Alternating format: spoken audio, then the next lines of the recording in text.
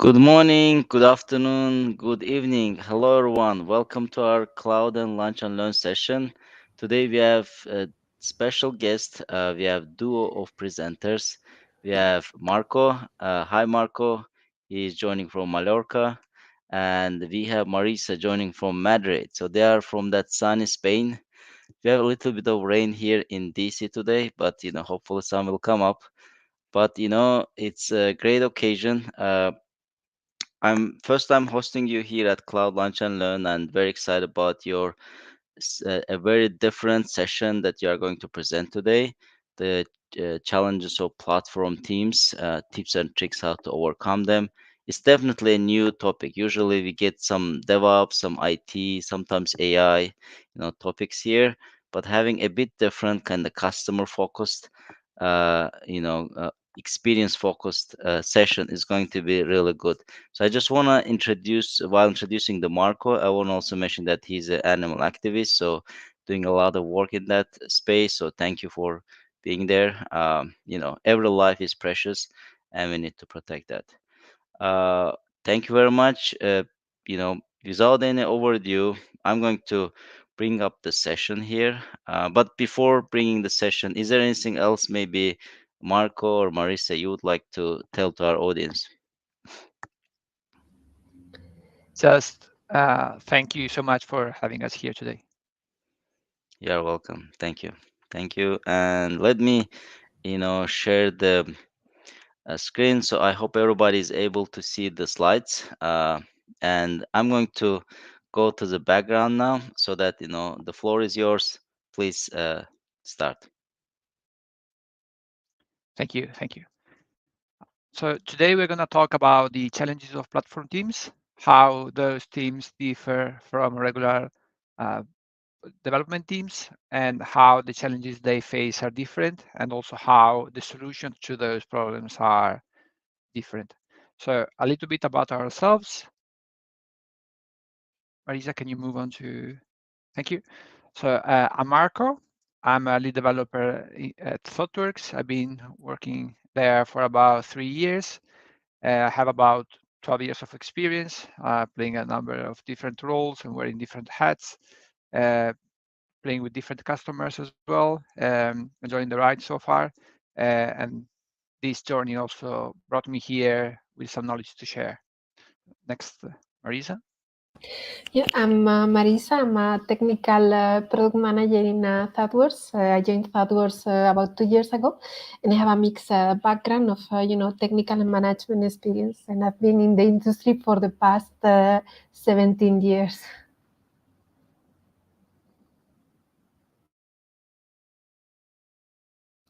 So, in this presentation, we are going to review together what are the challenges, the unique challenges of platform teams, DevOps team. We are also going to look at ways to overcome them. Some we are going to provide some tips and tricks from our experience working in a platform team, and then we are going to zoom in. So we are going to go into a bit of more detail in practices and product thinking. So how practices, good software development practices, and other and product thinking can help us to overcome these challenges. Back to you.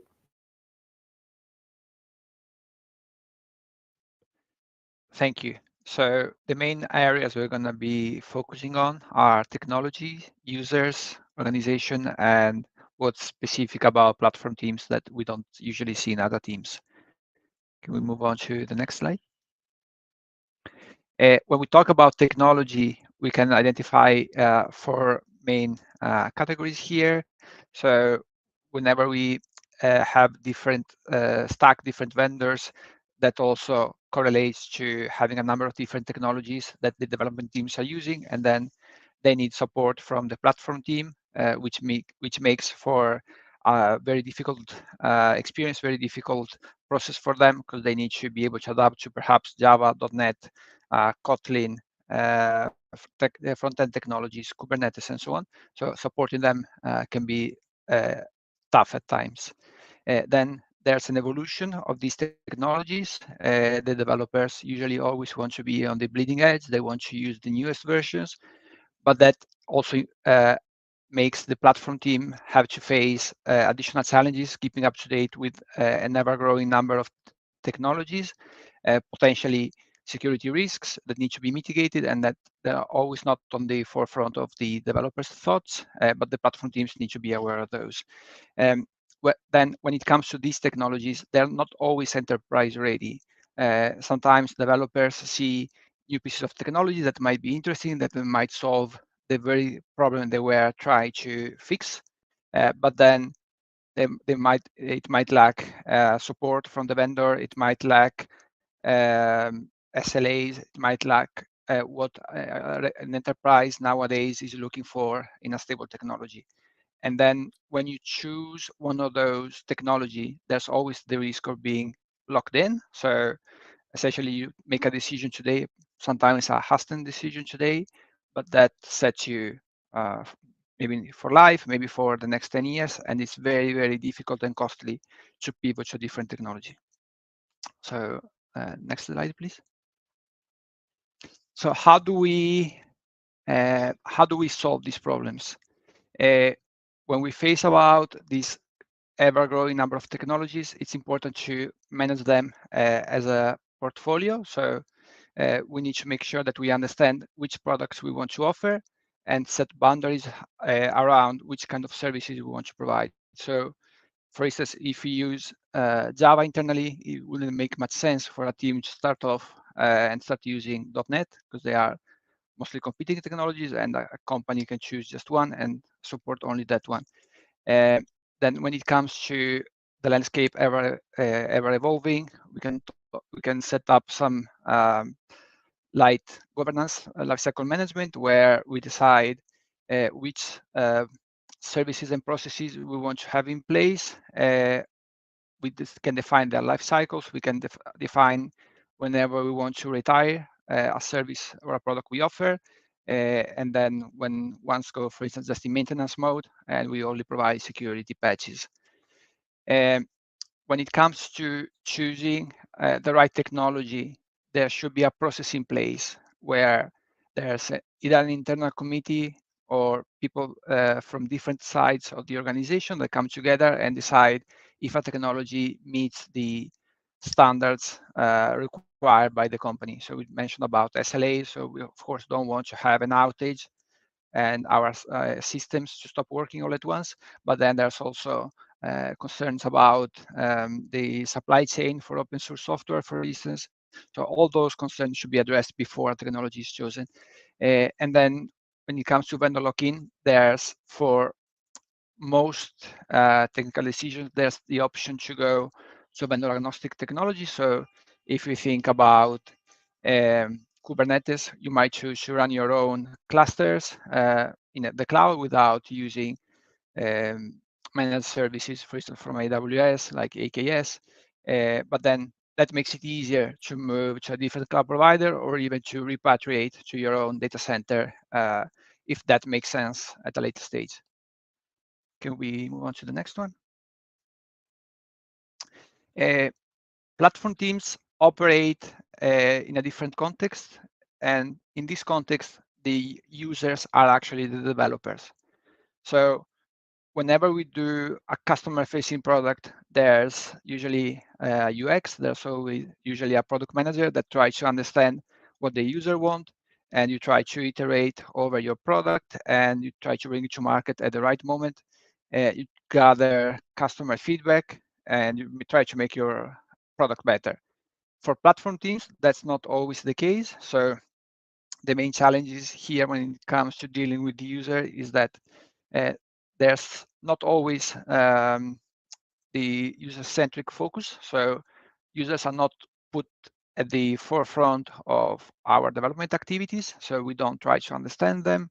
We don't try to understand what their pains are, what their aspirations are. We just assume we know what they want because we might have had a developer background in the past, or we might have talked with developers. So we just think that we know what they want, but that's not always the case. Then when we provide a variety of products and services internally, sometimes we also have to rely on product and services from additional vendors, and this experience is usually quite far from being a seamless one. So we might have one product, service, or portal that looks one way, that behaves one way, and then when you move on to the next one, you might not have, for instance, single sign-on, or you might have a different layout, you might have different options, you might have different error handling, different ways of raising your request. So that makes it very hard for developers to understand how they should operate in a consistent manner without having to context switch at all times. Then about feature development, you want your service to be usable. You want it to be simple up to a point. So there's always this trade-off between making it very usable and making it simple. This enormous book, The Design of Everyday Things, talks quite extensively about it. So you don't want your product to just be simple, because otherwise it doesn't fulfill the aspiration, the requirements for your users, but you want to provide a rich feature set and provide it in a way that it's easy to use for your users. So if you have to choose a trade-off between usability and simplicity, you can favor usability. And then we all know that developers are very eager to expect new features, to expect new functionality, new technologies, and so on, but they are not at times the best user group to provide feedback. So a developer might say, I tried to use this technology, this product, it didn't work. I looked for something else without giving some feedback about what didn't work or what didn't meet the expectations. So as a platform team, this approach, of course, it's not really going to work because you are building a product and you want your developers to use it. That's why it makes sense to build it in the first place. So next slide, please. So to solve this centricity problem, we can look at figures like UX, but that are focused on the platform experience. So a good idea here could be to hire a UX that works for the platform team, or somebody that has UX experience or product experience working in the platform team and understanding the user experience for those developers and how it can be improved. Uh, when we talk about the non-seamless experience, of course, the solution needs to make it seamless and making sure that you can move from one portal to the next, from one service to the next, without the users even realizing that they are moving into a different application. Of course, single sign-on is a big part of it, but there are many moving parts that need to be aligned there. Then when we talked about providing the right level of features in a way that it's usable to the users, you can think about building abstractions. And in building abstraction, it's very important to make sure that you are building the abstraction at the right level, so that you are actually abstracting from the underlying complexity and you are not leaking any details from the underlying logic. So um, if you start mixing concepts from different levels, for your users, it's going to be very, very difficult to understand what they are actually configuring. Are they configuring your abstraction? Are they configuring the underlying layer? Why does it happen that way? Why is the documentation different on your internal library compared to the underlying library? Uh, why is the why are the errors handled in a different way? That becomes quite a nightmare to manage. And of course, you want to promote practices such as the developer experience. So for instance, here an idea could be having a self-service portal where the users can request software licenses and access without having any human in the middle. Everything can be automated. The developers can be productive from day one without having anybody hand holding them.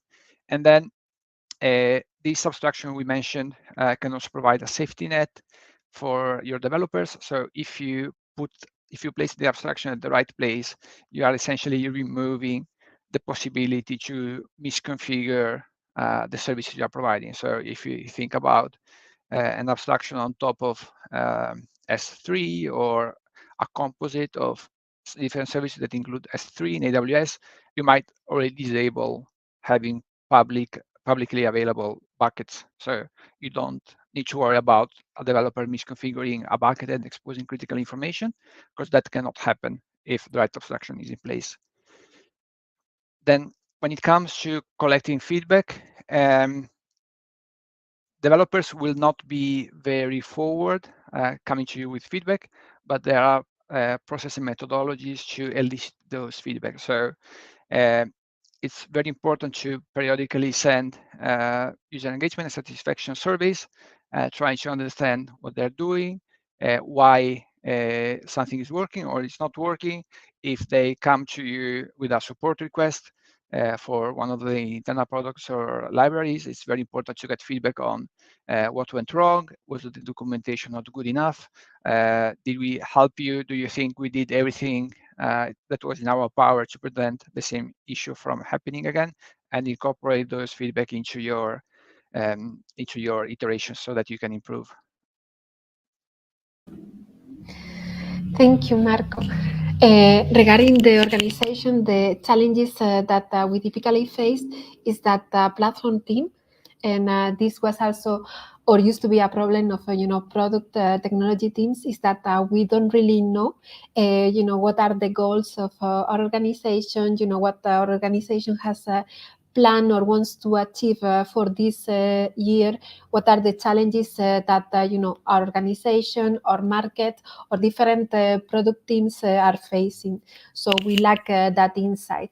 We also face some misconception about what is or what are the platform teams' missions. So in this sense, in many organizations, we see platform teams as operation teams, support teams, or even I don't know, enablement teams that are to provide some support regarding a business challenge, and that. We also feel, and this happens when we reach out to our clients as a consultant, that still in some organization, especially at the management and non-technical levels, there is this distrust of platform technology. So our management or our client management is still very much concerned about cloud security, cloud cost, how to manage it, the control that they are going to be losing if they move to cloud and such. How do we face these challenges, or how do we address these challenges? So I believe it's if you have a role as a technical product manager, or a lead in your platform team, this person and actually the entire team should reach out to business and to key stakeholder in our organization to gain that insight, so to understand what is coming, and what are the challenges that the organization or business is facing, and how do we have to translate them to our roadmap.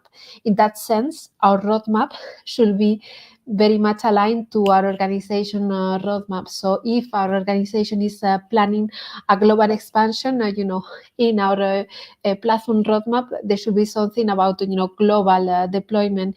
If our organization is in a valley, so we are not getting a lot of revenue, maybe our roadmap should focus on FinOps and cost reduction, and to increase efficiency and effectiveness.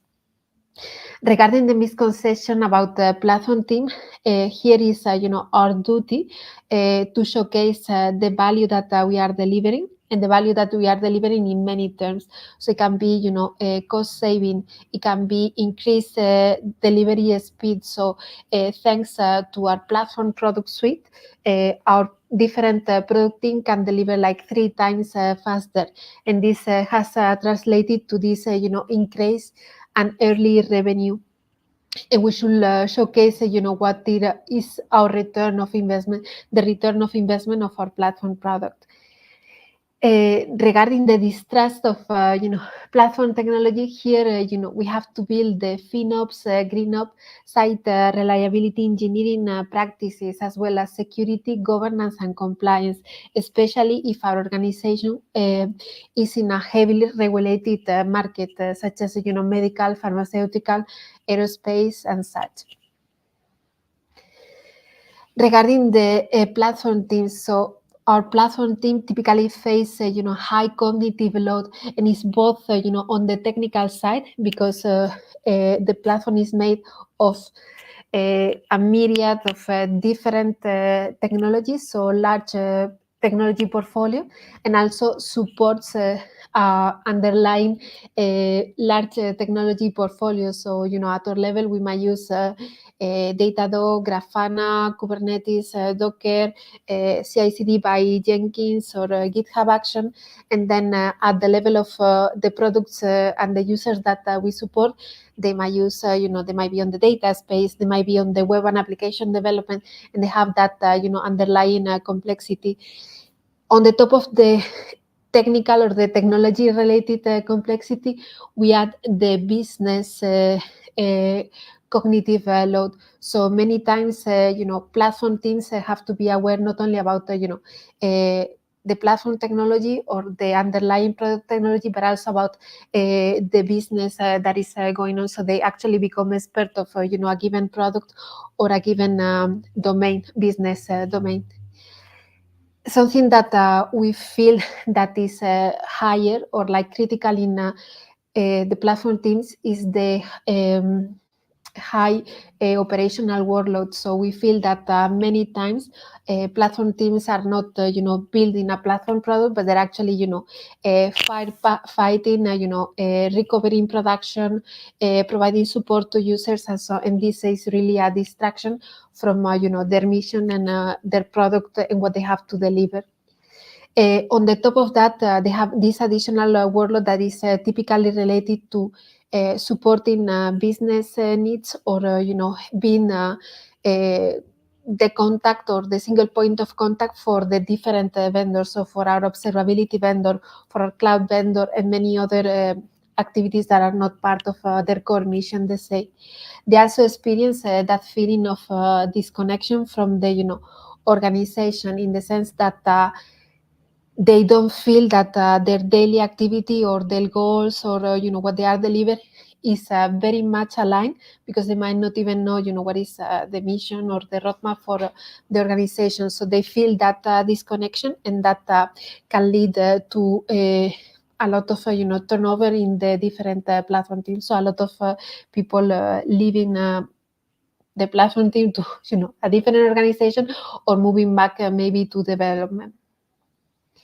So how can we overcome these platform team related challenges?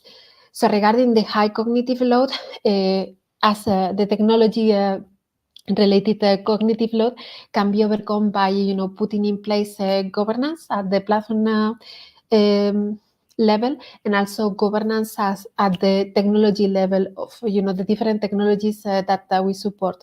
So we can have a set of curated technologies that we are going to support, and then we are going to provide a golden path for those technologies. So if our product stack or users use a given technology for front end or backend and such, we are going to provide the golden paths for that, because they are the massive use case, the most frequently used technology. Whereas for the, let's say, niche technology, we can help the different user team, but we might not invest that much effort. Regarding the business related high cognitive load, we can define a team API where we state what is our mission, what are our core products that we support, our core services, and how we interact with the different team. And this is going to set this boundary that is going to help the platform team to focus on their mission, their product, and their roadmap. Regarding the firefighting mode, I personally feel that is sometimes related to the little self investment that platform teams do, like for their own, tools. So in this sense, like in many places, I face that as platform team, we develop a strong observability or a strong, CI/CD pipelines for the different product team, but we do not do that for our own, we don't have a strong pipelines for our platform product and such. If we want to take away load from end user support. We have to enable, we have to make our developer community completely autonomous. And this is it can be upskilling, it can be providing sandboxes, it can be building a quick hello world example where they can play and learn about our platform product. It's also about defining those boundaries. Like if you get a Java error, is typically the responsibility of the developer. If you get not enough capacity in the node, or like uh, cannot connect to this endpoint, then it's responsibility of the platform team. So setting those boundaries. Regarding the additional workload that is typically related with the liaisons with our own business or our partners, we can put in place different processes, like for instance for vendor management. We can again build on this team API to set the boundary, and we can also learn how to delegate to the relevant department, the relevant team in our organization. Regarding that feeling of disconnection, we can build that developer community, so that we don't feel that we are alone in this developing this product. So there is that sense of collaboration in connection with our product team and our users. We have to align our roadmap to our organization, and we have to be aware of what is going on in our organization, and then we have to link our return of investment, which I believe personally is a key metric for platform team, to what our organization wants to achieve in terms of objectives and key results. And now we are going to zoom in into the different aspects of practices. Back to you, Marco. Thank you, Marisa. So as part of the first zoom in, we can look at how platform teams can implement Agile.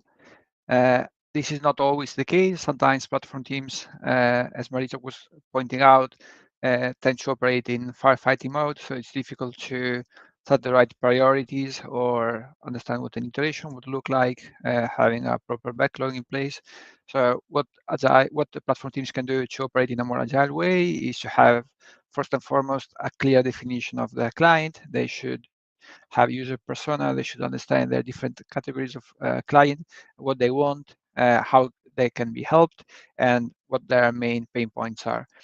Then, in once that is clear and a decision has been made on what should be built, it's important to work first toward an MVP. So try to understand what are the basic features that the clients want, and try to deliver them first, and then iterate with the client's feedback, adjusting things, removing things, adding new things, uh, up to a point where your product or service is good enough.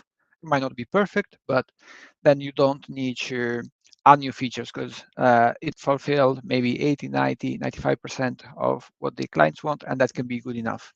And during this constant improvement, you want to measure success, so you can get the feedback from your client. You can have surveys within your service, or separate forms, and essentially making sure that you are measuring the right metrics for success, and that you are also moving towards success incrementally. So with every new iteration, success should look closer, and also the client's experience should become better.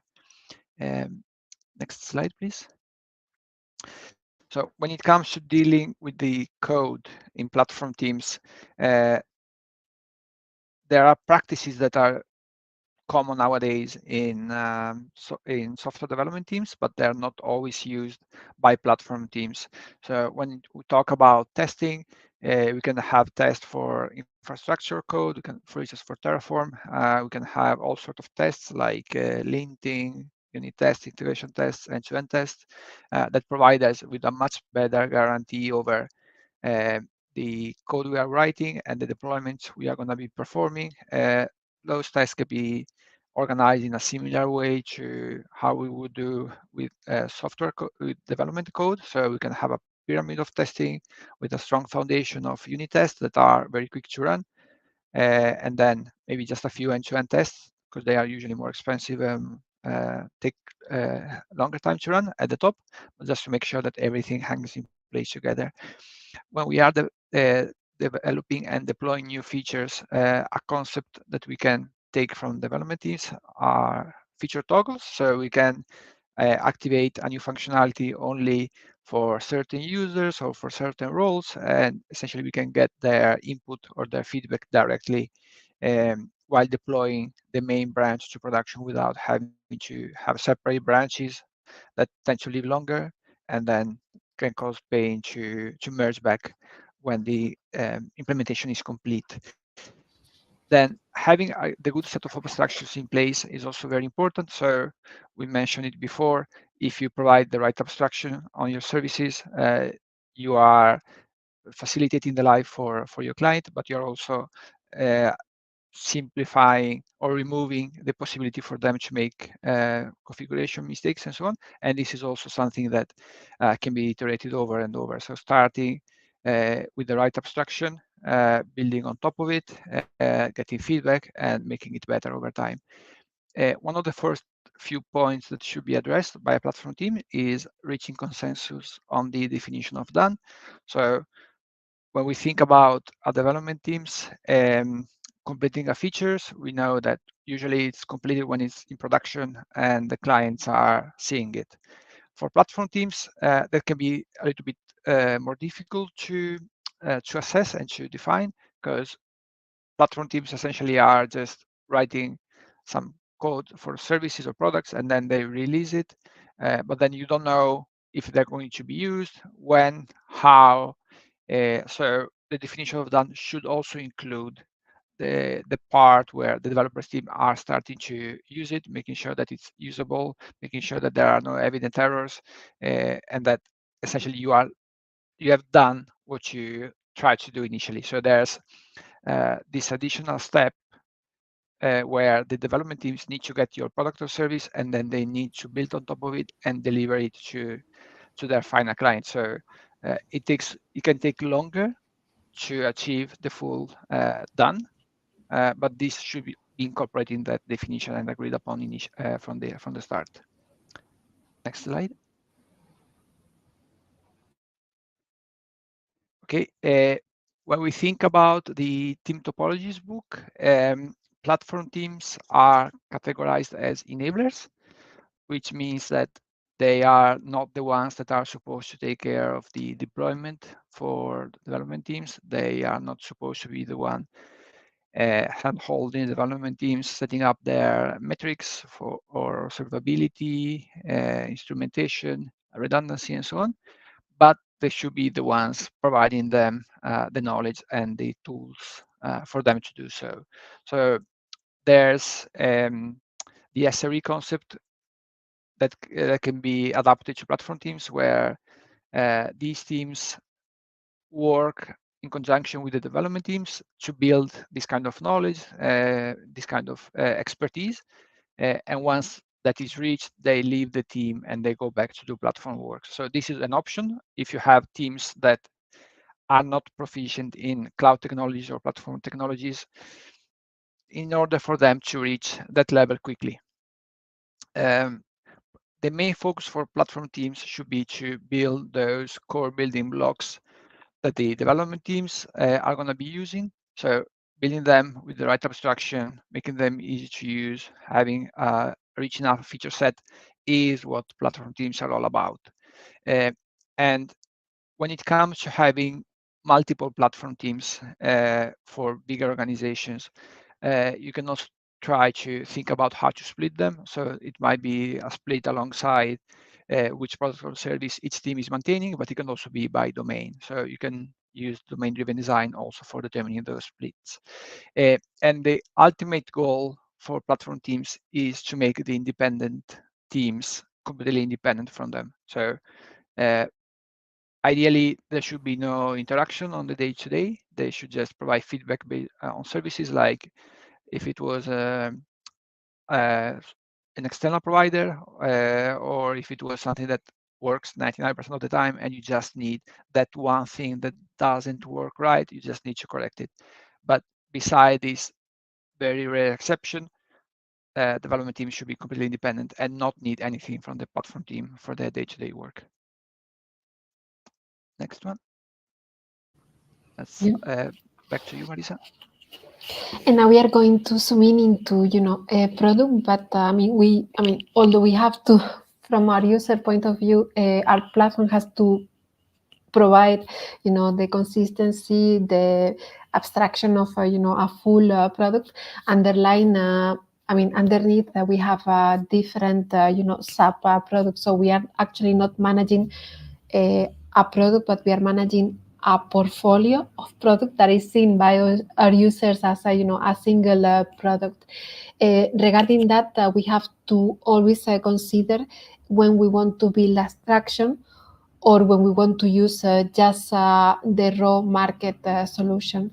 So in this case, do we want to build an abstraction, on the top of Kubernetes, or do we want to build an abstraction on the top of any cloud provider product, or we just want to integrate this product.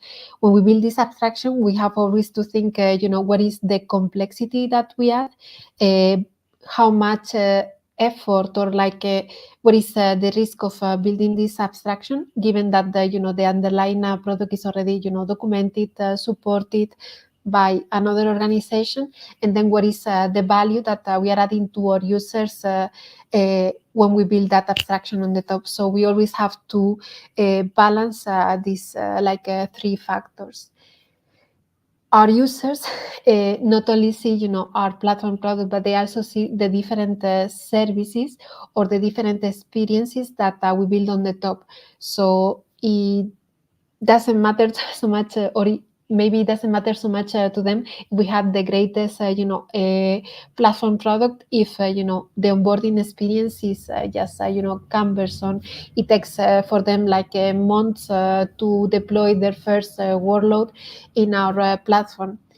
If when they need support, they don't know whom to contact, how to contact. Also, if they need to bring a feature into our roadmap, or to add a new capability, deploy data set, or deploy production data set, if they feel that they don't have that influence or that weight in our roadmap, or we are simply ignoring them.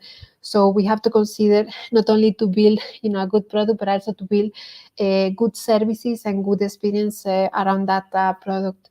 We always have to think about what is our value proposition, and this value proposition can heavily or largely change across organizations. So there are some organizations where developers are very platform tech savvy. So maybe the value that we can add to them is not by automating or providing abstraction. Maybe it's about providing safe nets for security, compliance, or maybe by embedding good FinOps practices, so that their cost or the cost of their product is reduced. So we have to analyze and we have to study what is the value proposition seen from our users point of view, and we have to build our products so that is aligned to that. Regarding enterprise foundation, especially if our organization operates in a heavily regulated or in a rapidly changing market, we have to understand what is this framework that derives from our organization, market, mission, and such. So in this sense, we have to build those safety nets. So if we know that we work for a medical organization, and we know that they have to be compliant with the HIPAA or with any other regulation, is a good practice to provide that as a capability of our platform. So regarding data encryption, audit logs for access to data, and all these things, we have to provide them as a capability of our platform product. Regarding enterprise grade, this is also that heavily depends in the organization that we are. There are some organizations that they favor speed of delivery and quick change versus steady sustainable change. So in this case, they might be more prone to maybe accept the latest technology than some other organization that for them to incorporate a new technology, they need, for this technology or this product to, have a SLO, have an account manager and such. So we have to see like we're in this enterprise grade from like a high requirement about support, contact, be aware of the roadmap, and to like I can use just a tiny library like developed by someone in Canada. So we're across, we're in this line, our organization move and then align like our technology choices or our product choices to this level of enterprise grade. And at the end we have to do a service management, so we do have to provide or at least think in terms of service level objectives, customer feedback and engagement, and we have to incorporate those metrics to manage a good platform service. So not only a good platform product, but also like a good mature platform service. If we look at our user, we have to understand what are our different user, and we have to segment them and categorize them. So in some organization, we might only have a like generalist user. In some other organization, we might have like the full flavor. So we have mobile and web, we have data, we have AI, we have, I don't know, maybe processes or business intelligence. So we have to like draw what are our different user and segment them into what are their challenges, what is the product that they are building, what are the objectives and such. Whenever we build our roadmap, we always have to think like why will they use our platform, and we have to compare that with other platform that might exist in our organization, and also with the third party product or raw solution. So if we are building a platform on the top of, let's say, Azure cloud, we have to think what value we are adding versus our users going to raw Azure cloud. So we always have to wonder like why will they use our platform if we know that by using our platform they might lose some freedom. Whenever we develop or like whenever we are doing sprint planning, or whenever we are planning the next thing that we are going to do, especially if our to be release is going to include breaking changes, meaning that in order for developers to use it, they might have to, adjust their pipeline, or they might just have to adjust some configuration file or so. We always have to ask ourselves why will they upgrade to the latest version. So we know that there is this inconvenience that they have to do something on the side on the top of their daily work to adapt to our newer version.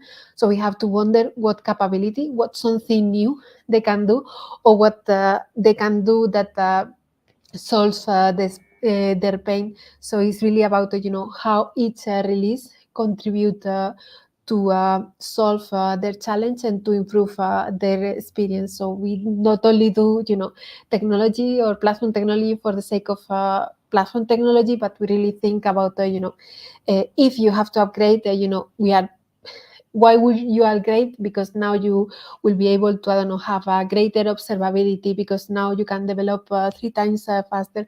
So always thinking about how our users see the value that we deliver by our product and their continuous releases. Back to you, Marco. Thank you, Marisa. So this leads us to the end of the presentation. We covered a lot of ground today. We went through what the pain points for platform teams are, how they differ from development teams, how they can be steering their focus on, and how to deal with all those issues that are inherently specific to platform teams. So we sincerely hope that you found some value in the presentation, that you got some inspiration for things you can implement.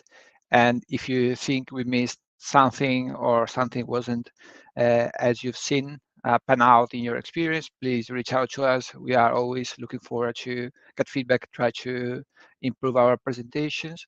So please do it. We'll welcome it.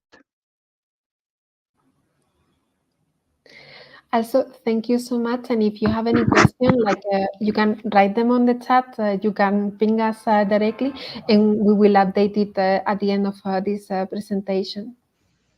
Yes, thank you, Marisa and Marco. That was really insightful presentation about platform teams. Usually there's a lot of conversation about platform engineering, but how to support that, how to make the customer happy with the product and features, and keep the team also engaged, right, in a way that the value is created for the customer. That's the topics less people are talking about and kind of trying to present. So thank you for showing that perspective here to our audience. I see there's like, and I put the message there to the studio. If you have any questions, please bring it, because this is a bit niche kind of session. Not and it has a lot of value, I believe, from the business perspective, but no, it's hard to see in the beginning, especially for the engineers, right? Mm. Uh, uh, but I do see a lot of value there when you engage with the business. You want to grow the business. You want to make sure customers are satisfied. At this point, this uh, managing those expectations, planning for it, it's really really important. And we have a thank you message from Mazda. And if I see any questions, I will bring them. And here's one question actually came, so let me bring it to the studio. So it came from Mazda. It says, do you have application assessment questionnaire, or how you get that started? Yeah. I'm not sure if this is related. Yeah, go ahead, please. Yeah, I can answer that question. So typically, when we onboard, so let's say that we have a new user group that for us can be a product team that is developing front end, back end for I don't know, like a web application. We do have a questionnaire where we try to understand what technology they use, what is the team setup, and also like what are their current let's say DORA metrics. So like how fast or like how many times they deploy to production, what is the error rate, and this thing. We also ask them like what are the challenges that you're facing. So let's say like I don't know, my pipelines break, or if I don't know, something is failing in production, I have no means of knowing what it is, and I cannot directly correct it. So there is this like let's say onboarding or assessment questionnaire that we do provide when we bring a new user group to the platform, or before bringing it. That was very, in detail response from Marisa. Thank you for putting that there. Any other questions in our studio from viewers? Please put them in the chat. Uh, yeah, we are coming to the so, like, I know that Marco, you kind of went and give a summary, kind of at the end, what you covered and everything. But for our audience, if they want to learn more about that, if they want to kind of look at some references, how to get started, like there was question about questionnaire, like which type of questionnaire would work better. Is there some resources online that our users can look into, or maybe you created something in blog post or something that you can share? I think the most fitting resource would probably be the team topology book, because it deals quite a lot about how to structure teams to be highly effective. And there's a good part of it about platform teams. An areas team in this sense, but it's really a platform team. So if somebody is willing to or looking for to improve the performance of the platform teams, or they want to start building a platform teams from scratch, that's probably the best starting point to set yourself for success if you are building a new teams, or to steer toward the best practices if you already have one. Great, thank you. Thank you for that answer. We also get thank you for both of you, especially for Marisa as well for response on questionnaire. So if after this session, let's say because it's going to be recorded on YouTube, and will some of the uh, people who are not able to join live, they will watch it later on. Is there any reference links? Maybe you want to share your LinkedIn or Twitter Mm. X kind of account, or where you would want to users go to get connected with you? Yeah, that would be awesome to see again. Yeah, here it is. So for everyone, this is the site where you can get connected with this with Marco and Marisa on this topic. And thank you very much again, Marisa and Topic, bringing that really insightful presentation to Cloud Lunch and Learn session here. And I hope to see more of your sessions here because it gives a different Thanks. vibe to our sessions. And I see that users are also very happy. We got some response from Mazda, and I believe there will be more. And I believe there will be more questions coming on once the people watch it later on, because sometimes it's odd time to watch or people can be busy. Mm. But I'm pretty sure they will watch your session. Thank you, Mitch. Thank you very much, and have an awesome rest of your day. Thank you, everyone, for joining as well, watching it online. And I see that numbers are just picking up, so some people just joining now. Okay, so don't get, I'm pretty sure it's awesome session. And again, thank you very much. Hope to see you more in our channel. Have a great day. Thank you so much. Thanks for having Thanks us. for Thank you. organizing. Have a good Have a day. great day, guys. Thank you. Bye.